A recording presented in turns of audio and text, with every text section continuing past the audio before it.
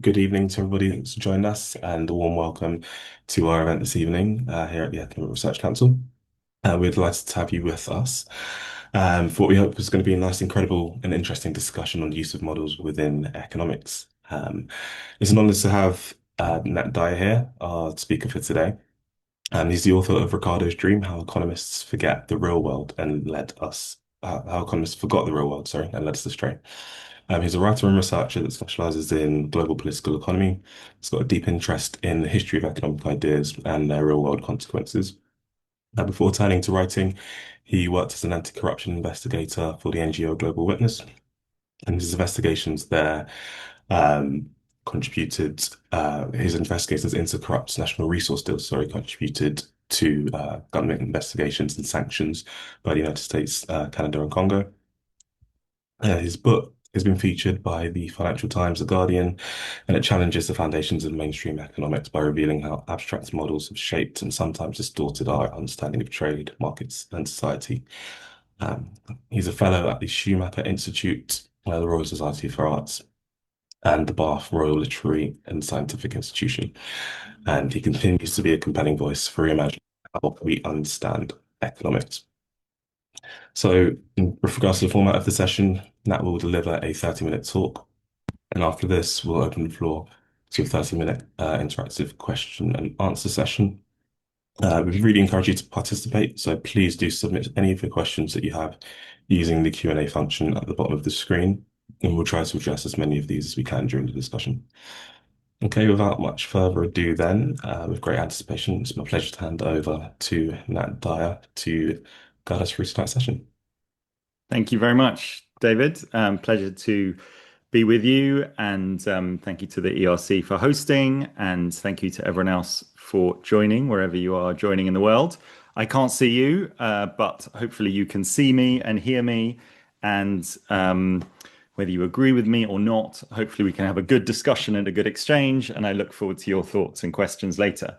So, yeah, as David said, I'm going to talk for about half an hour on economics and imagination.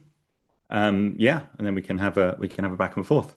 So, what I am going to argue is that imagination and imaginative visions are absolutely central to economics. And this might be surprising. The reason this is worthwhile arguing is that it might be surprising to some because we associate economics often with numbers, with quantitative analysis. It's a scientific field. Sometimes it's called dismal. It is sometimes thought to be about investigating what is rather than what ought to be. But what I argue in the book, and I'm going to argue today, is that we should think of great economists not just as number crunchers, but as visionaries. And the models and the answers that economics provides are often downstream from an imaginative vision, which is often not acknowledged.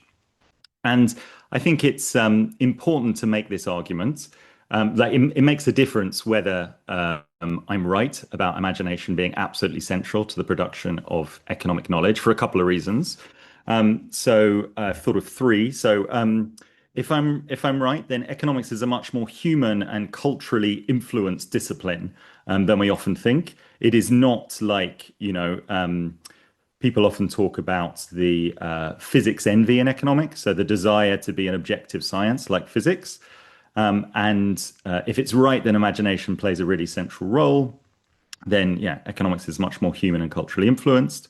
The second point is if economists are visionaries and are trusted by government and society, what they see and don't see in that vision is incredibly important.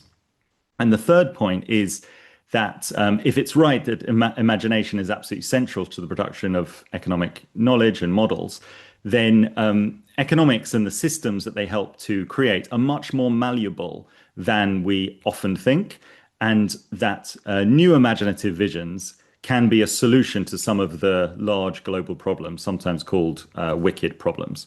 So, yeah, I'm arguing that. I think you know what I'm arguing and why I think it's important. So I'm going to start by bringing in some giants from the field of economics themselves to support my argument. And I should say, I have quite a critical stance on a lot of mainstream economics, but I'm not arguing that, all economics should be thrown away. And also, what I try and do in the book is try to pick out the fact that this has been a discussion within the discipline for, about 200 years, rather than just something coming from outside. So Joseph Schumpeter, who's a well-known Austrian American economist, he produced this massive 1,000-word book about the history of economics, and somewhere in that he said that that what was important was he called the pre-analytic vision, and that's the cognitive act that comes before any analysis and identifies what problems are worthy of it. So before you can crunch any numbers, before you can create a model, you need to almost have, a broad look around and work out which economic phenomena, which problems, which questions are we trying to answer here. And so it's really important, this pre-analytic vision from Schumpeter. I mentioned to David, just as we were speaking earlier, that I was going to quote Milton Friedman, and so he wrote in the 50s that he talked about economic theorizing. Direct quote is a creative act of inspiration, intuition, invention. Its essence is the vision of something new. So I think most regular people would not associate the words inspiration, intuition, and invention with economics, but I want to argue that actually, no, it is highly imaginative and inventive. I'm also going to quote Mary Morgan, who is at the LSE. She's the author of a very interesting study about economists and their models called The World in the Model.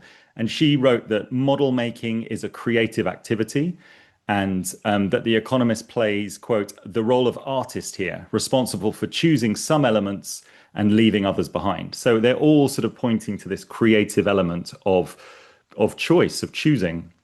And the point being is that so that's three sort of economists or economic historians, and then I'm going to bring in one philosopher who's a British philosopher, Mary Midgley.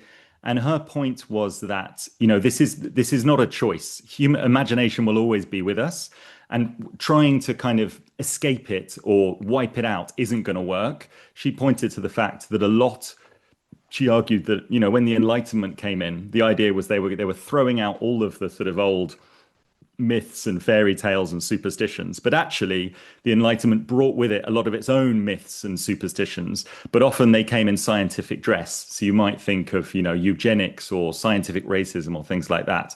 And actually, imagination will always be with us, but we just need to pay attention to it. So she wrote, there's nothing wrong with the fact our imagination plays a part in shaping our worldview.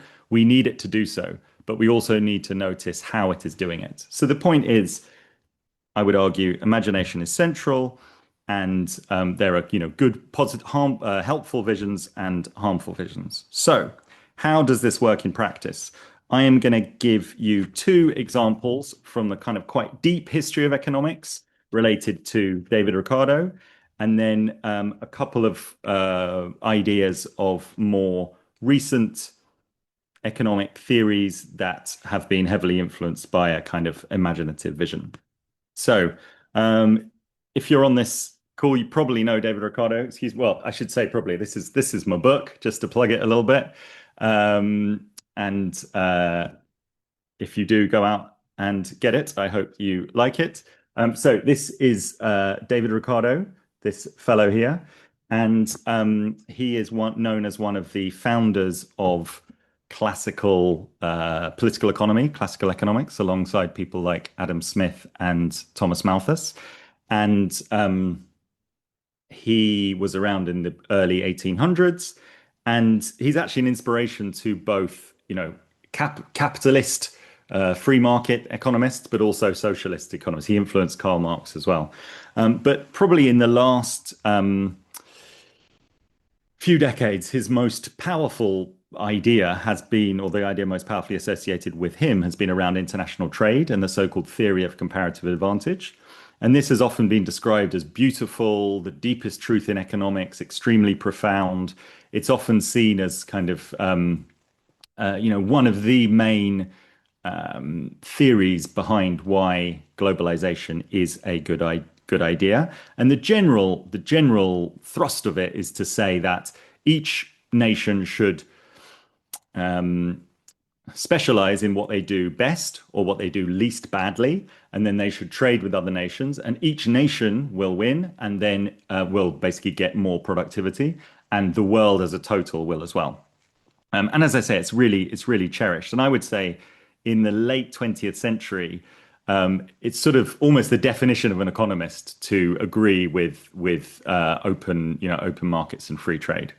Now, the original model that Ricardo built was based around a story of two countries and two products, which is England and Portugal and cloth and wine. And actually, it was quite innovative at the time to build such a simplistic model. And what he did is he gave essentially the productivity of a simple matrix, two by two matrix, gave the productivity of each country for each product. And in his theoretical model, very basic one, but one of the original ones, it showed that Portugal was better at producing both cloth and wine, and England was worse at producing both.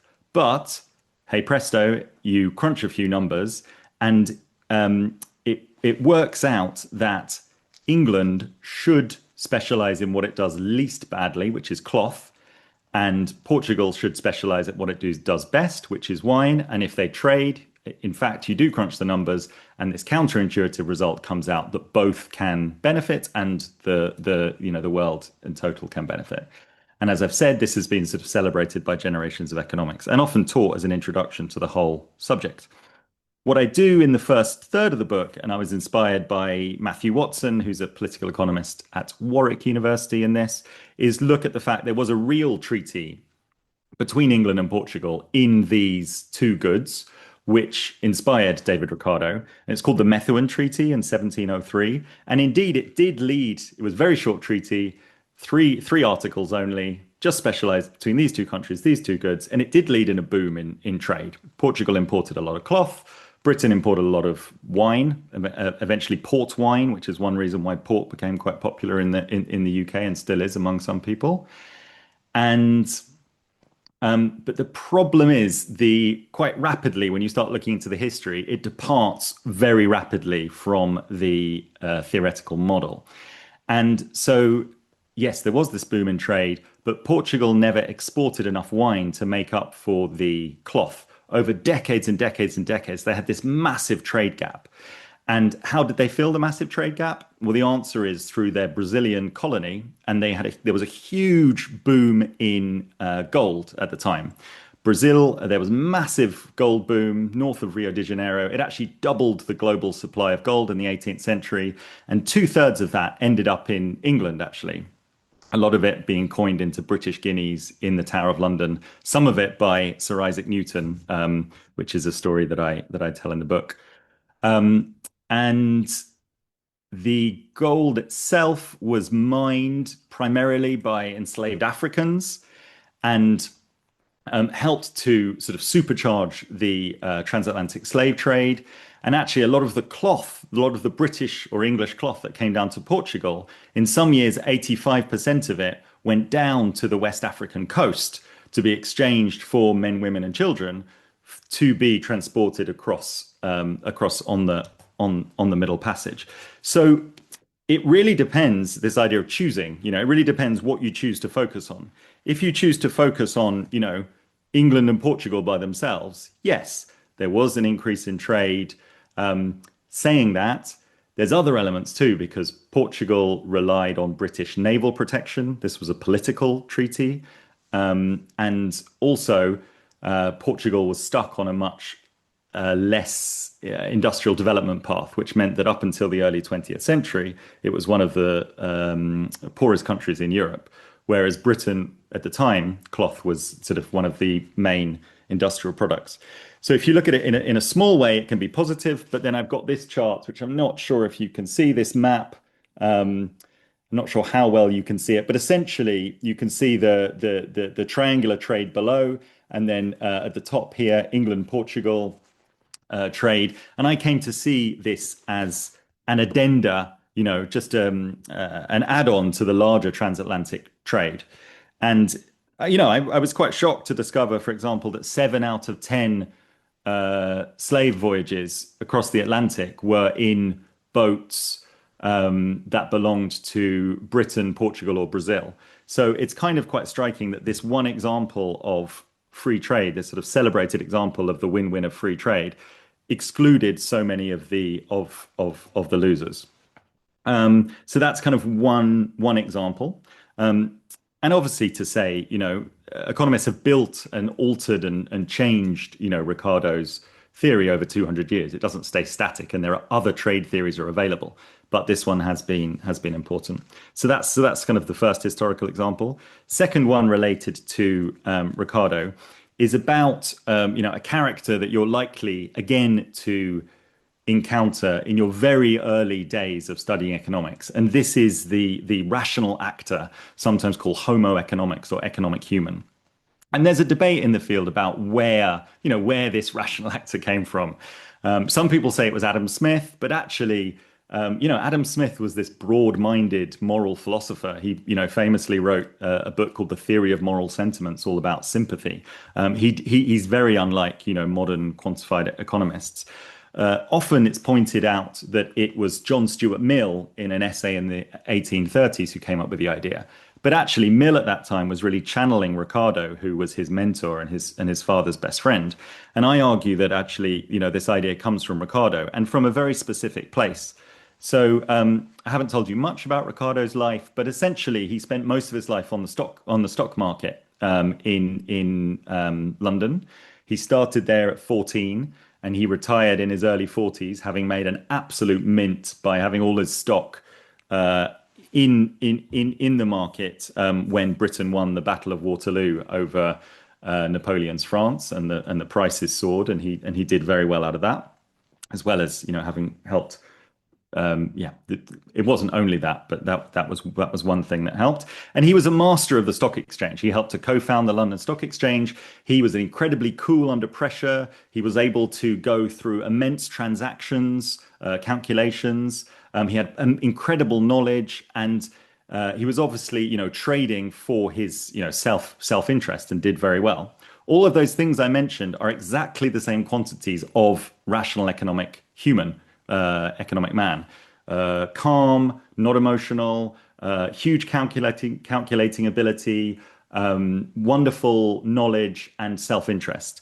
And this is not a coincidence, I would argue, and other people have argued also that actually when Ricardo started, building economics as a sort of abstract science, he had this huge imaginative leap. And what it was he saw a stockbroker like himself inside everyone.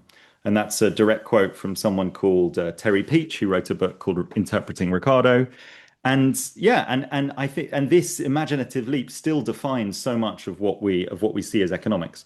Obviously, it's been challenged by behavioral economics and others, but I would argue that it's actually quite a weak challenge from behavioral economics, and that we can be much more radical in that challenge. So those are my two sort of old examples, comparative advantage and economic human.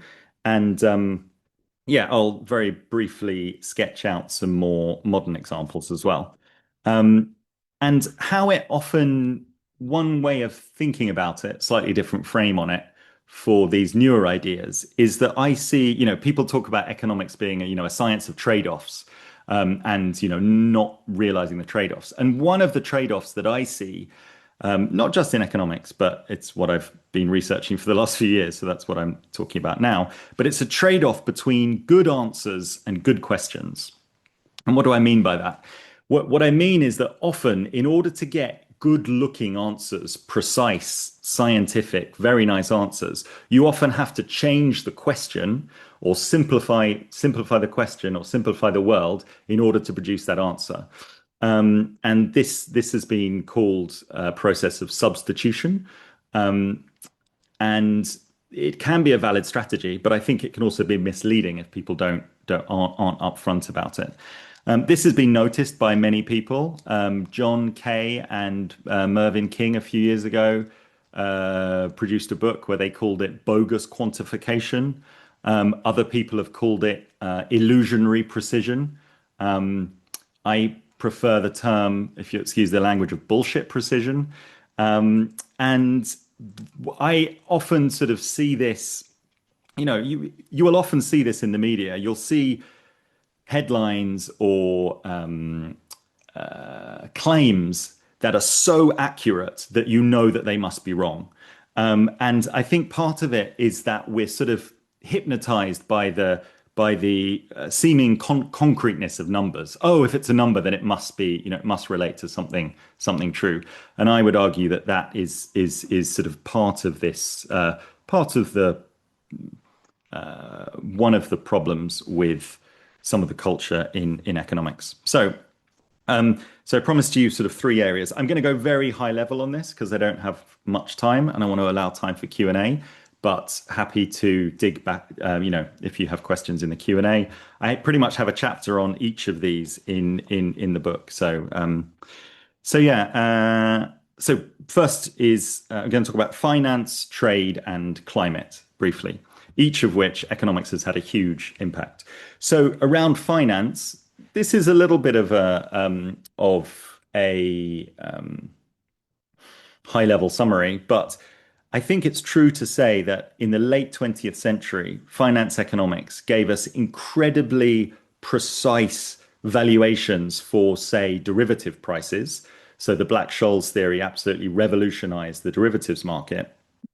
But it had very little to say about the political or economic power of finance, the growing power of finance. And it had very little to say, or it was marginal at least, certainly before 2008, about the role of contagious financial crises.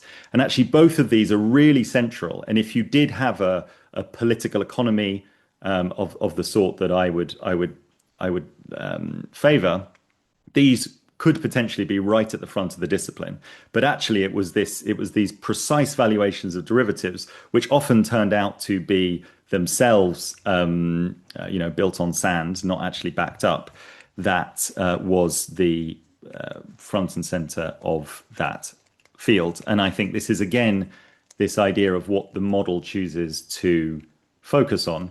One analogy which I often use about models is they're a bit like spotlights in the theater.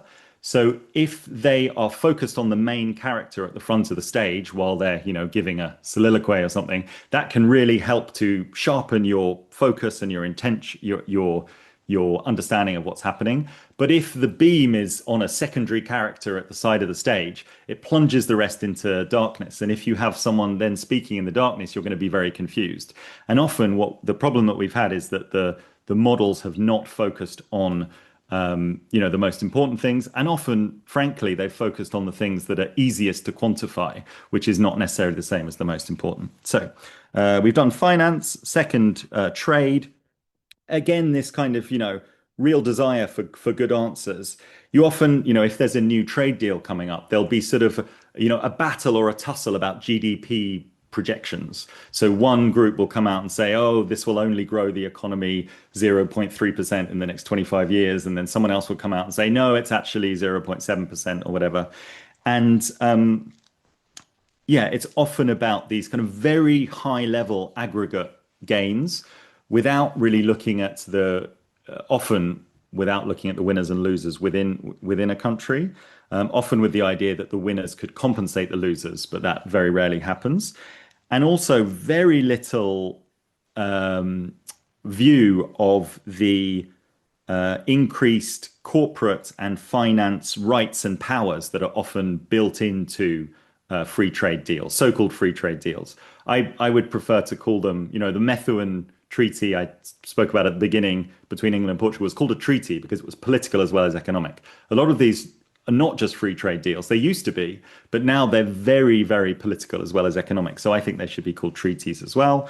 But yeah, they do include a lot of often new rights and powers for corporations and finance that stop governments from limit government from controlling the flows of finance, that give, say, pharmaceutical companies or entertainment companies new extended copyrights and patents related to intellectual property, sometimes the so-called investor state dispute settlements or shadow courts that allow corporations to sue governments if their investments are harmed. These can potentially have a role, but also they can sort of, mean, yeah, they can mean governments are intimidated and that these things get taken out of democratic hands. So again, you have this vision that says no, GDP aggregate growth is the most important thing, not, for example, monopoly power. Whereas if you go back to the origins of economics, Adam Smith was all about monopoly power. He hated the British East India Company. So these things are up for grabs. And then third point is climate.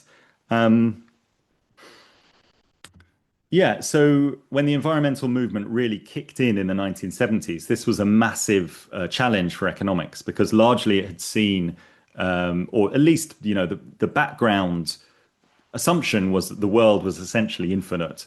And so economics has obviously shifted and moved with that, and now has the theory of externalities. And a lot of climate action now is related to things like cap and trade systems or offsets. And a lot of the discussion is around, again, this sort of precise questions of what is the right carbon price, with the idea that price and markets are going to sort this out in the most rational, cost-effective way. And I think in that way, it has sometimes downplayed a more whole of government approach, for example, using subsidies or sort of ideas such as the Green New Deal. And often, certainly in the voice of someone like William Nordhaus, the Yale economist who won the Nobel Prize for this in 2018. When you dig into how he's actually arrived at those numbers, I was absolutely gobsmacked about how simplistic, wrong the numbers were arrived at, and also just how many things, even by his own admission, when you dig into the manual, and some people have described it as climate economics models with no climate in them. And I describe at the end of the book, we've had, financial models with no crashes, we've had trade models with no, state power or corporate power, and we've had climate economic models with no climate in them. And I could say something similar about anti-monopoly or antitrust and also tax models. And I think in all these cases, I would argue that mainstream economics is in hock to an imaginative picture that thinks, or at least portrays itself as, a neutral truth. And one analogy I might give you to this is a bit like accents. Um, I certainly, when I can't remember how old I was at this point, but certainly, at a certain point, it suddenly dawned on me that it wasn't just other people that had accents; that I had an accent as well. But if you go to school with the same kind of people or your family, it's really easy to think, okay, we're normal, and then, oh, look at those people over there that have an accent. And I would say it's similar with worldviews. It's really easy to think, oh, other people have worldviews. You look out, other people have you could call them ideologies, but not us. But actually, I would argue that sort of everyone has an accent, or everyone has a worldview. So yeah, I'm sort of coming towards the end now. But so, my main thrust is to, where I'm coming from is to argue that we need a more holistic, human and historical economics. So I think historical knowledge is absolutely essential for having a bit more, being a bit more in touch with what is actually happening, rather than these models based on unrealistic assumptions. And part of the story I tell in Ricardo's Dream, I describe it as the birth, the death, and the rebirth of this idea of grounding economics in highly abstract models. And so the birth is with Ricardo. The death is actually the massive revolt against classical economics, not just with socialism, but with the historical economists. So in Germany, in the UK, and also in the US. So, major figures like Thorstein Veblen, but also the whole institutional economics. And then the rebirth happened in the States in sort of the 50s and 60s with people like Samuelson, who had a foot kind of in both camps, and then Friedman, and then going on to like the real high point of Robert Lucas. Um, and so yeah, I've got. I just wanted to read you. So Robert Lucas, I do like this. I do like this quote from Robert Lucas writing in the late 80s. Um, he's often described as the most influential macroeconomic economist of recent decades. And he gave this talk about what economists do. And he said, direct quote, "I'm not sure whether you will take this as a confession or a boast, but we are basically storytellers, creators of make-believe economic systems." And then he went on to say that the advantage of, quote, operating in simplified fictional worlds was the clarity of vision that it brought. And it is true. There is certainly a place for conceptual clarity. Um, but I think it has its pros as well as its cons. And yeah, I mean, I finished this book came out almost a year ago now, so I've started sort of, obviously I'm researching and writing about thinking about other stuff as well. Um, and some of it is related to, this almost final paragraph from the book. I'll just read. So I say, an intellectual dream, an unhelpful imaginative world picture has veiled the wonder of what it means to be human, our connection to each other, to the rest of life, and to the earth. We deserve an economic system with an expansive vision of dignity at its center. So that might seem quite, airy-fairy and, nice to have and stuff. But I actually think if you really zoom out and if you, and try and get a more total vision, I think you get something. I don't know how well known this concept will be, but I've started reading into the concept of the ecological civilization. And actually, it's something that started in the West, but it's been taken up, at least rhetorically, quite strongly in China, and apparently written into the Chinese constitution. And essentially, it's kind of, looking at bringing in, whole earth thinking, ecological thinking, right at the basis of the construction of civilization. So that, in the face of the fact that we are dependent on one planet and we need to try and get to a place where we fit within this one planet, instead of sort of environmental issues being something that you maybe do towards the end. You have a polluting industry and then you pay to clean it up, or you have some biodiversity offsets or carbon offsets. You actually bring that in right at the beginning.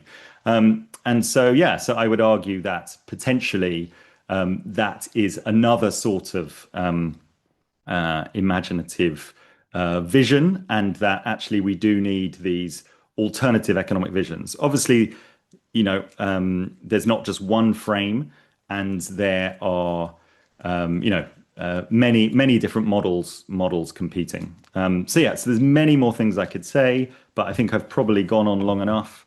I will, yeah, maybe I'll leave. Maybe I'll finish. Sorry, one more quote. So this is something called, which if you haven't heard of it, I just think it's worthwhile hearing. It's called the McNamara fallacy, and it's from Robert McNamara, he was president of Ford, and then he went on to work, in the 60s, and then he went on to work with JFK Kennedy on the Vietnam War, and he was really into his quantified, worldview. And there was someone who worked with him at Ford and didn't like his style and penned this quote as a McNamara fallacy. And so it's talking about a four-step process. So he says the first step is to measure whatever can be easily measured. This is okay as far as it goes. The second step is to disregard that which can't be measured or give it an arbitrary quantitative value. This is artificial and misleading. The third step is to presume that what can't be measured easily really isn't very important. This is blindness. The fourth step is to say that which can't be easily measured really does not exist. This is suicide. So I think I'll leave it with that. Thank you. Excellent. Great quotes to end with as well. Thank you very much. I appreciate you taking the time to go through all of that. It's very interesting. I'm sure we'll have a good few questions to discuss as we go into the Q&A session. So for anybody that has a question, please do feel free to just type it into the Q&A section there, and I'll manage those as they come in. As we're waiting for a few more, I'll start with one of mine if you don't mind. I think you kind of looking at the ideas around the kind of rational economic man and the quote from Lucas that you mentioned. I think within specifically that second part, th there was some acknowledgement of at least a partial usefulness of that process of that imagination. Um, where where do you draw the line then with regards to how useful it can be and how much it should be avoided, I guess? Yeah. Yeah, good question.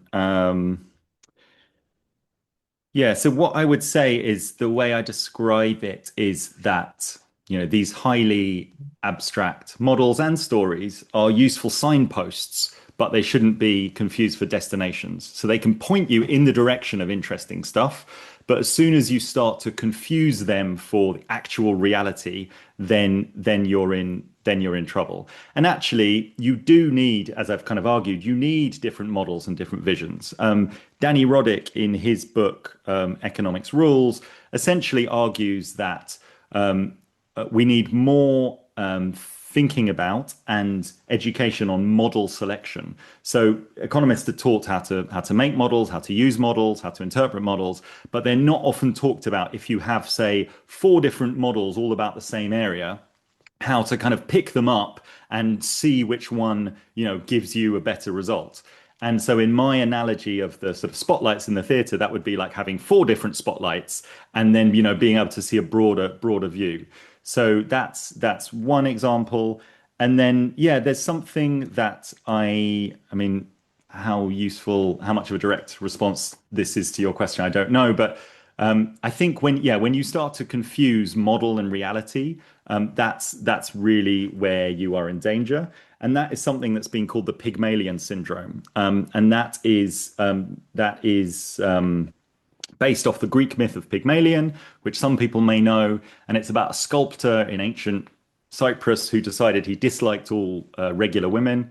It's been used as a basis for Hollywood films like Her, which is the AI fantasy, and My Fair Lady. Anyway, the sculptor decides he dislikes all regular women. So he goes back to his studio and he's a wonderful sculptor and he sculpts his perfect version of a woman. And then, kind of despite himself, like he knows it's just a block of stone, but he falls in love with her and he starts to kind of, buy her robes and things.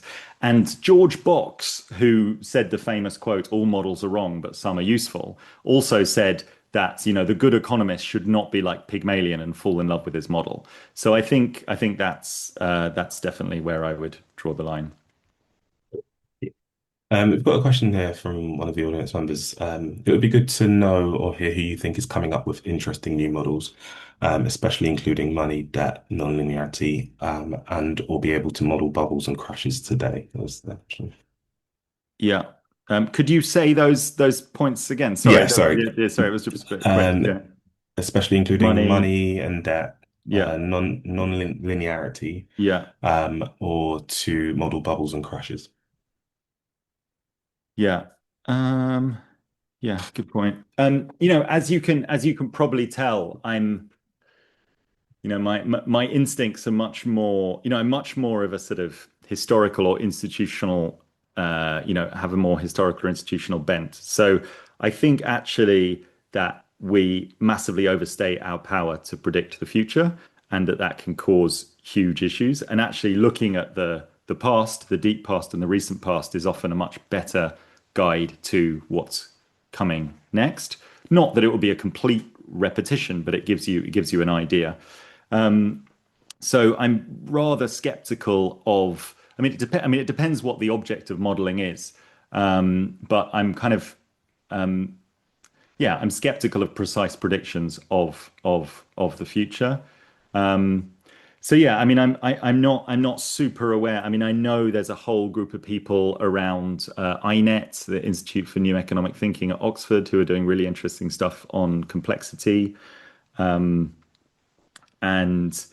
I'm obviously aware of the work of Steve Keen from a while back on money and debt. But yeah, I mean, one of my inspiration who's not modeling at all, and actually, last worked in the 90s is someone called Susan Strange, but she had a very broad vision of of finance and states and markets and how they all fit together. And I think actually kind of learning some of the basics, I think would be a better guide. So sorry if that doesn't answer your question, but that's where I'm coming from. Oh, that's great. Thank you. And just following up from that, there was a question there as well linked to something you mentioned, and then they've asked if you've got any views on the work of Steve Keen in particular, actually. Yeah. Um, yeah, I mean, so I've met Steve a couple of times, and I used to work at a, organization called Promoting Economic Pluralism that he has been associated with. Um, he's a great guy. I think he plays a really, good role in, holding some mainstream economists' feet to the fire. I drew on his work particularly related to when I mentioned William Nordhaus. He wrote a paper a while back. I think it's called something like, and this is classic Steve Keen language, but the appallingly bad neoclassical economics of William Nordhaus, where he basically, yeah, critiques Nordhaus's climate models and says that Nordhaus confuses climate and weather and thinks that as soon as you walk inside, you're going to be protected from climate change, which actually, fair to Steve Keen, I think is quite an accurate analysis of at least Nordhaus's early work. So yeah, so on that, I found him really helpful. Um, I don't know enough about his, and I don't know enough about his finance work. I haven't really dug into it um, um, to be able to pass judgment on it. But yeah, it's certainly related to climate, and his general ethos is good. Thank you. Another question here then, which says Ricardo worked in a context where resource scarcity and overpopulation were important concerns, but he focused on land scarcity, not the broader environment or environmental or population issues we think about today. How how how modern environmental economics would mod how would modern sorry how would modern environmental economics modify Ricardo's theory? Ooh, I wonder which theory. I guess it's probably talking about free trade theory. I Um, would imagine. Yeah, yeah, because that's the main one we talked about. So no, interesting. Yeah. So yeah, land was very important for classical economists and the idea of rent, which is something that has fallen out. And that this is an area where Ricardo has been, really taken up by heterodox critics of, mainstream people like Thomas Piketty or uh, is it Brett Christophers? And basically, yes, looking at this the idea of unearned income and the drag that is on the economy, and it is a concept which has largely fallen out of modern neoclassical economics. So that's very interesting. And yeah, land itself. Ricardo was very interested by his close friend Thomas Malthus. And one of the joys actually of doing the research for the book is I got to read a whole, it's all online, which is wonderful. But I got to read, all of the letters between Malthus and Ricardo were there. And they were great friends. They went to each other's homes for Christmases, and his wife describes them staying up till 3 a.m. To discuss the definition of rent. Might not be everyone's a cup of tea, but actually, probably if you've joined this webinar, maybe you would be up for that discussing rent with Ricardo until 3 in the morning. But no, and they were genuinely friends.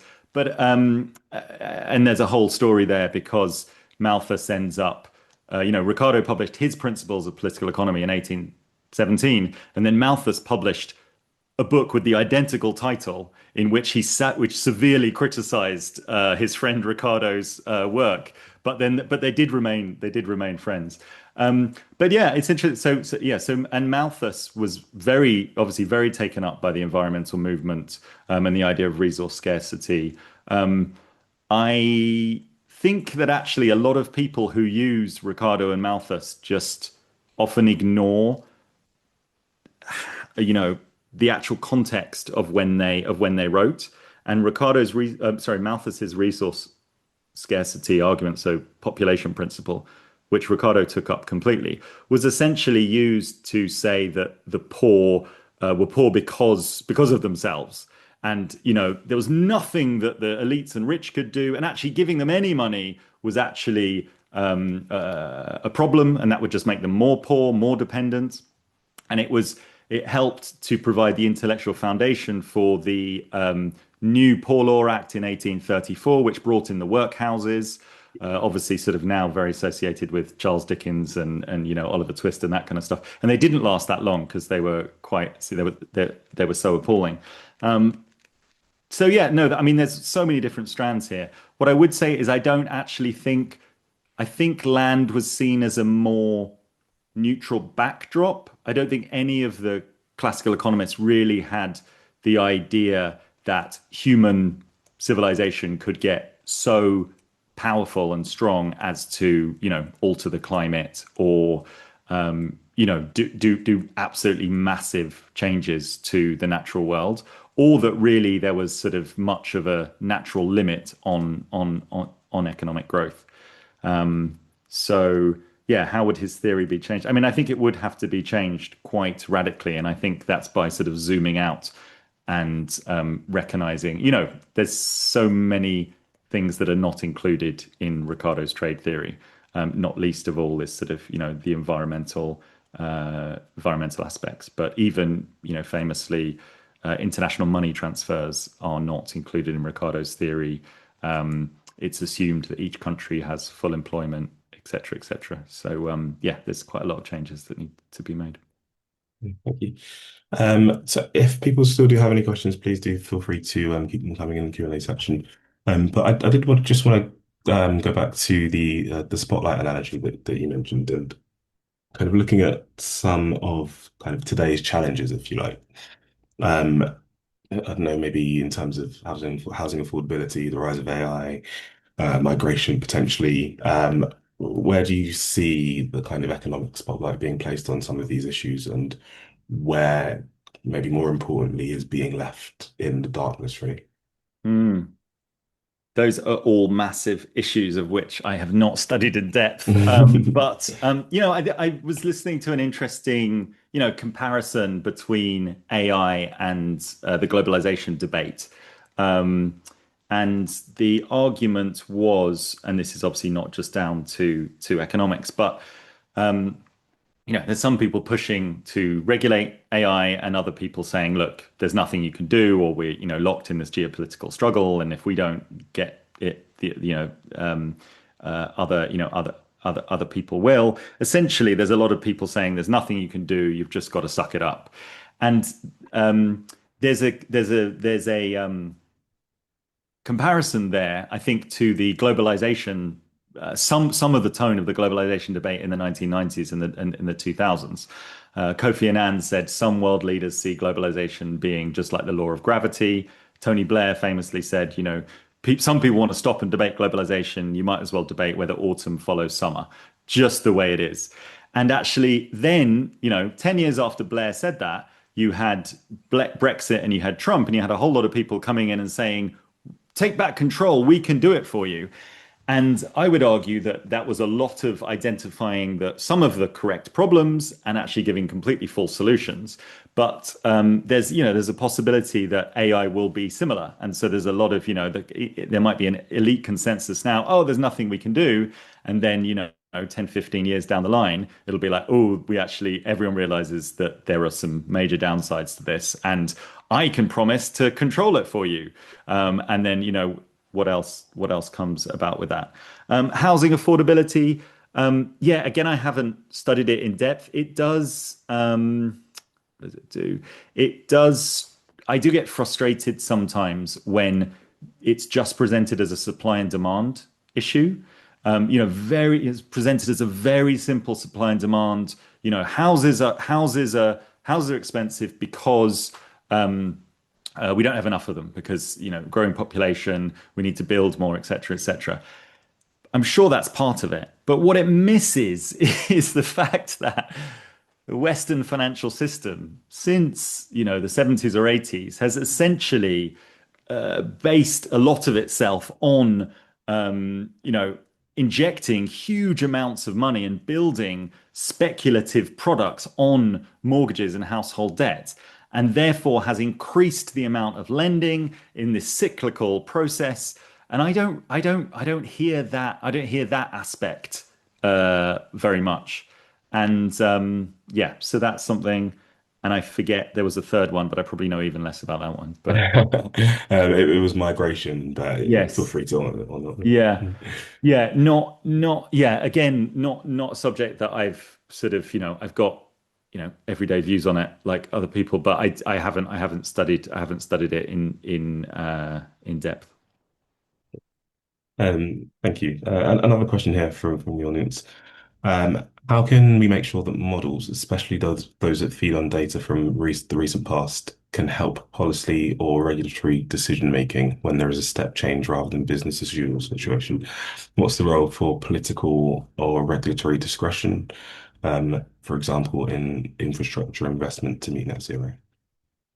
David, maybe you can help me understand because I'm sure I know there's a really good question there, but I haven't quite grasped it. Do you have a sort of gloss on it or a way of Um, what I think they're saying is that uh, when I'm guessing when the kind of political climate changes, I assume, yeah, how can we ensure that yeah, and models what's can the help? yes, and what's the role for political regulatory discretion? Um, yes, so I'm going to slightly rely. A friend of mine who works at the LSE. Um, she is a climate modeler originally, Erica Thompson, and she published a book, I think in 2022, called Escape from Model Land. She's got quite an interesting history because she started off where she started studying storms in the North Atlantic and actually realized that a lot of the climate models led to very divergent outcomes for what was happening. And she said by the end of her PhD, she didn't learn a ton about what would happen in the North Atlantic, but she learned a lot about how models influence our knowledge. And what she argues is that we have this desire. There is a desire. I guess you could call it, my book's called The Ricardo's Dream, but you could call it the technocratic dream. There is a desire to kind of hand over these tricky decisions to algorithms or to some sort of objective quantified basis or analysis, but there will always be a need and a desire for judgment, essentially, and that we cannot, and that we cannot avoid that. So, yeah, to this point, what is the role for political and regulatory discretion? I think there is a large, role for that. Obviously, that's a role that can be used for good or for ill. And yeah, I was thinking about it with, obviously in the news massively recently has been, Rachel Reeves and the UK budget. And there's, I was reading on the BBC, they were talking about the awesome financial power of the debt markets. But it's not something that's really it's not something that I've heard come from Keir Starmer or Rachel Reeves. So I think there is definitely, political discretion and also the ability to kind of weave a narrative and work with others to to change things. Um, and I guess the final question now, I guess, and this is very similar to something that I was going to ask actually. But it's quite clear that these models kind of embody a particular worldview. Um, how conscious do you think that kind of use of that view, the kind of Mm. how conscious do you think that is in terms of it kind of formulating those models? And I guess from that, this person here has asked, how do we get our politicians to alter their vision and change the models that they choose to believe and follow? Yeah. Cool. Great. Two great questions. Thank you. And thank you for everyone who's asked and everyone who has listened. Um, how conscious is it? I think what the way I describe it in the book, and part of this was, came out through the back and forth of, with my editor actually. And I ended up describing it as there's both naive and knowing misuse of models. And so the naive misuse is a little bit like the Pygmalion. It's kind of falling in love with this beautiful mathematical structure, and it's a replacing of the messy reality and believing in the truth of the crystalline logic, and often that's driven by pure intellectual areas or sort of academic cultures. But then I think there is also tied with that a more knowing misuse of models.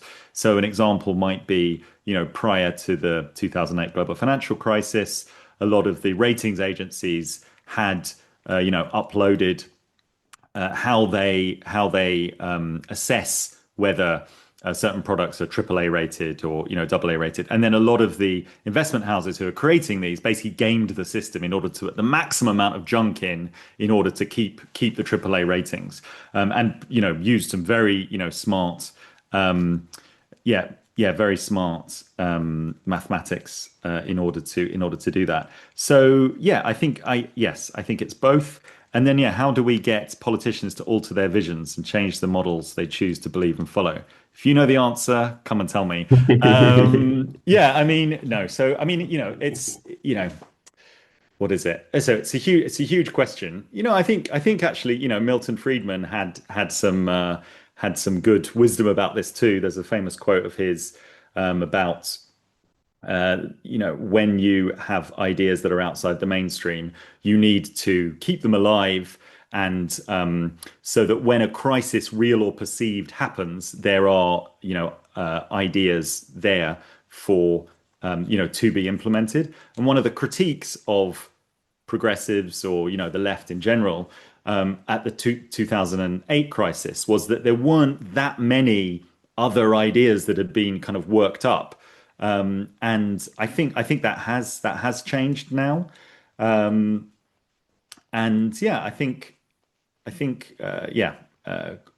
crises, moments are a good way to new worldviews. Some of it is just sort of cultural change and yeah, that process which many people try to influence. So yeah, I don't know exactly. I used to work, as I said, I used to work with an organization called Promoting Economic Pluralism, and they did quite a lot of trying to change economics education, make it more pluralist, which I think would help for the next generation. And generally, I have a section on the book at the end of the book, which is all about sort of, how economics has changed in the last 10, 20 years. And I do see hope in a lot of areas. And I generally think that most people, younger than me, are most economists younger than me are thinking quite differently about some of these questions than the people who are older. And yeah, they've grown up in a world where they have no idea about the Cold War. They're not really scarred by the, by all they've known is the kind of, domination of quite a raw form of global capitalism. And there's obviously some benefits to that, but there's many, many downsides as well. So yeah. So yeah, thank you all. If you do get a copy, let me know if you like it, and if you want to leave a review, Goodreads or Amazon or wherever else, that would always be helpful. And yeah, thanks again to David and the ERC team and everyone else for joining.